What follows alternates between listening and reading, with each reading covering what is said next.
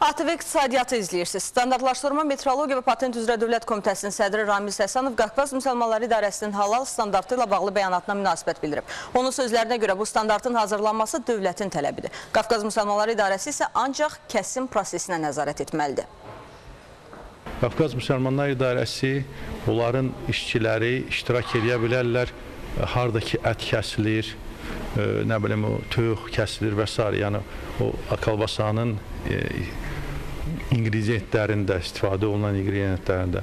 O ki, qaldı bunun standartda uyğunluğunu, yəni bu dövlət tərəfindən standart tətbiq olunursa da, onun nəzarəti təbii ki, dövlət tərəfindən həyata keçirilməlidir. Azərbaycan şirkətləri İraqda avtomobil yollarının bərpası üzrə tenderlərdə iştiraka dəvət olunub. Bu barədə Azərbaycanda İxracın və İnvestisiyaların Təşviqi Fondundan məlumat verilib.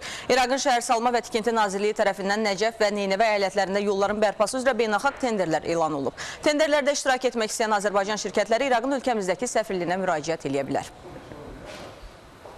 2013-cü ildə qızılın 28% ucuzlaşsa da, ilin əvvəlindən bu yana 10%-ə yaxın yenidən artım qeydə alındı. Ancaq qızıl bazarı üzrə analitikların fikrincə artıq bu yüksəliş sona çatıb.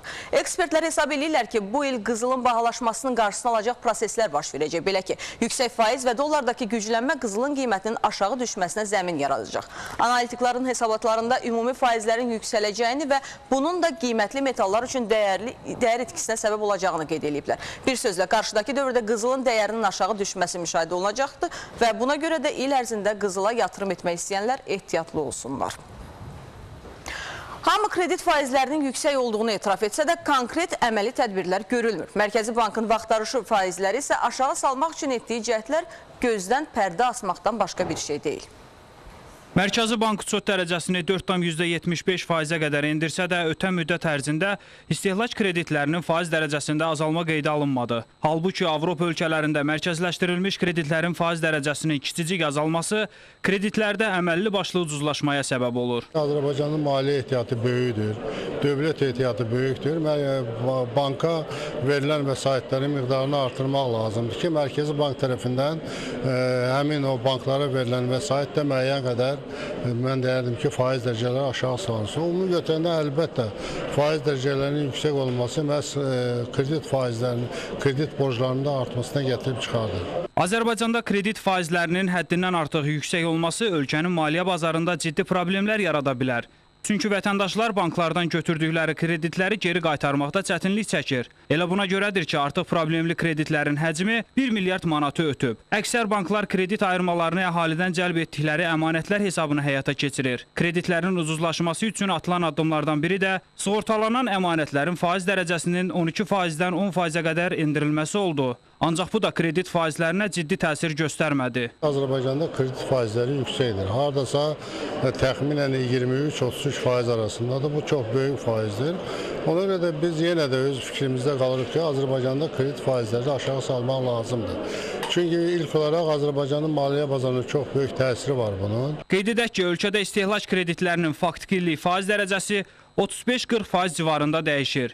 Səbuhi Turan, ATV İqtisadiyyat. Toyota müxtəlif ölkələrdə satışa çıxardığı 6,4 milyon avtomobilini geri çağırıb. Buna səbəb avtomobillərdə aşkar olunan 5 müxtəlif problem olub. 3 milyon yarıma yaxın avtomobildə yaranan problem sürücü tərəfdəki hava balonunun spiral kabelində müşahidə olunub ki, bu da qəza zamanı hava balonunun açılması ilə nəticələnə bilər. Toyota avtomobillərinin istehsalı zamanı yaranan digər problemlər oturacaq reysləri, sükan sütunları, şüşə silənlər və motorun işə salınması anında yaranan çatışmazlıqlar xüsusilə yanğın halları ilə bağlıdır. Toyota'nın rəsmi açıqlamasına əsasən 2 avtomobilin işə salınması zamanı alışma hadisəsi qeydə alınıb. Avtomobillərin dizaynında sırf metal hissələrlə bağlı yaranan və öncədən nəzərə alınmayan problemlər isə müqaviləyə əsasən yubandılmadan aradan qaldırıla bilər.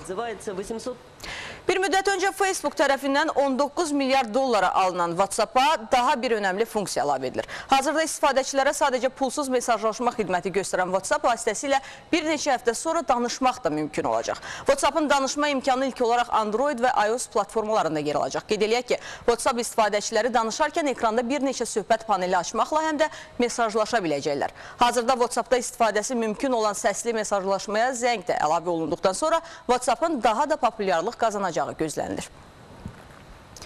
Son günlər havaların tez-tez dəyişməsindən ən çox təsirlənən sahələrdən biri də kənd təsərrüfatıdır. Ölkə ərazisində yaxın bir neçə günə proqnozlaşdırılan yağıntı, isti hava şəraiti və temperaturun normadan 3-4 dərəcə yüksək olması kənd təsərrüfatı bitkilərinin inkişafı üçün əsas əlverişli hesab olunur. Belə hava şəraiti əksər Aran rayonlarında payızlıq dənli bitkilərdə məhsuldarlıq elementlərinin formalaşmasına və çoxillik otların böyüməsinə müsbət təsir eləyəcək. Yağıntıların düşməsi, pambıq və qarğıdalı bitkilərinin əkilməsi üçün ayrılan sahələrdə səpin qabağı agrotexniki işlərin aparılması nisbətən ləngiyəcək.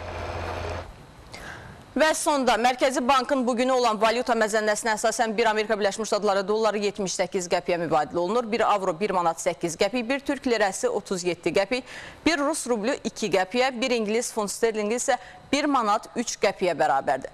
Dünya bazarında qızılın unsiyası, yəni 31 qramı 1313 dollara, gümüşün unsiyası isə 20 dollara təklif olunur. Brent markalı neftin 1 bareli 107 dollara, Azerlight markalı neftin 1 bareli isə sonuncu dəfə 108 dollara satılıb.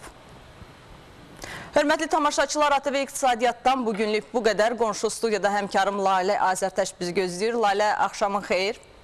Axşamın xeyir olsun Alidə. Nə kimi xəbərlərin olacaq ATV Dünyada? Buyur. Çox az sonra ATV Dünya efirdə olacaq. Bugün dünyada nələr olmayıb ki, amma saniyələr qaldığı üçün anonsları çox vermək istəmirəm. Sadəcə demək istəyirəm ki, Rusiya kəşfiyyatı bugün şok bir açıqlama verib. Malaziyadan Çinə uçarkən itkin düşən təyyarə ilə bağlı və digər dünyada baş verən qaynar hadisələrdən xəbər tutacaqlar tamaşaçılarımız. Ən əsası da mütləq bizi izləsinlər. Çünki bugün dövlətlərin deyil, daha geniş miqyaslı baş verəcək bir qarşıdurmadan da məhz bizim vasitəmizlə xəbər tuta biləcəklər. Odur ki, az sonra ATV Dünyada görüşmə ümidi ilə. Uğurlar sənə Lalə. Hörmətli tamaşaçılar, ATV İqtisadiyyatdansa bugünə bu qədər. Sabah görüşmə ümidi ilə salamat qalın.